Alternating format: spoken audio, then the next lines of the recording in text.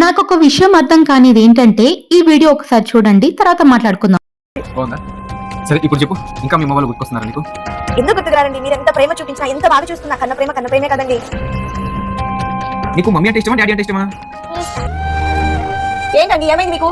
నువ్వేమో మీ అమ్మ అంటే ఇష్టమని చెప్తున్నావు, మన పాపేమో నాకు మమ్మీ అంటే ఇష్టమని చెప్తుంది. మరి కన్న ప్రేమ కదండి. మరి నేనే తప్పు చేశానే?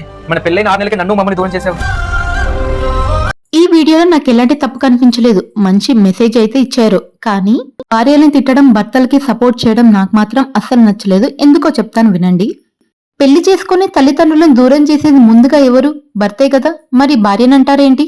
లోపల ఎంత బాధున్నా అక్కడే అన్ని వదిలేసి మీతోని హ్యాపీగా ఉండడానికైతే వస్తారు. మరి భర్తకి మాత్రమే తల్లిదండ్రులా? మరి భార్యకి తల్లిదండ్రులు లేరా? వాళ్ళకి ఫీలింగ్స్ లేవా? నేను ఎవరి తల్లిదండ్రుల్ని వదిలేయమని చెప్పట్లేదు, కానీ అమ్మాయి తరపున తల్లిదండ్రుల గురించి కూడా ఆలోచించాలి కదా. రేపు నీకు ఒక కూతురు ఉంటుంది.